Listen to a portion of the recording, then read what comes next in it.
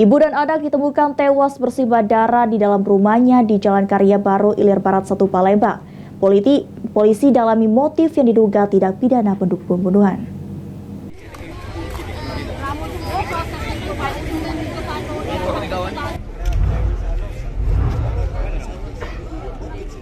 Warga Jalan Karya Baru, Ilir Barat 1, Palembang dihebohkan dengan adanya seorang ibu dan anaknya yang bersimbah darah di dalam rumahnya. Mendapat informasi tersebut, kepolisian langsung mendatangi dan melakukan pemeriksaan di TKP.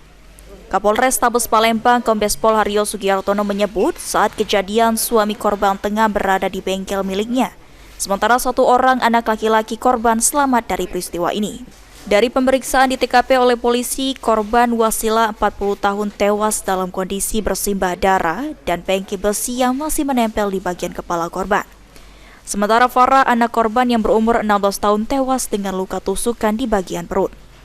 Polisi menyimpulkan peristiwa ini diduga pembunuhan karena tidak ada barang-barang berharga milik korban yang hilang.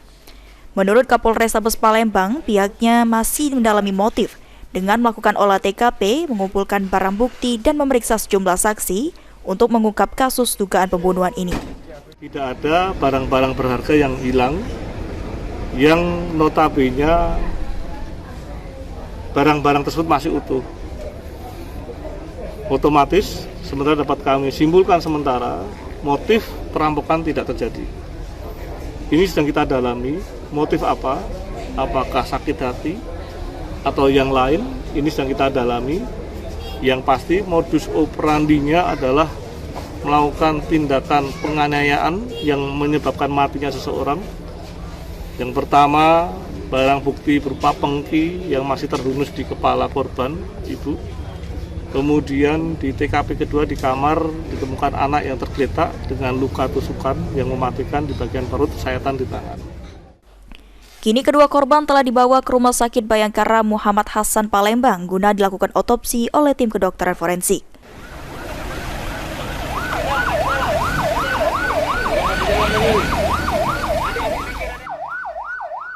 Mulyadi, PAL TV.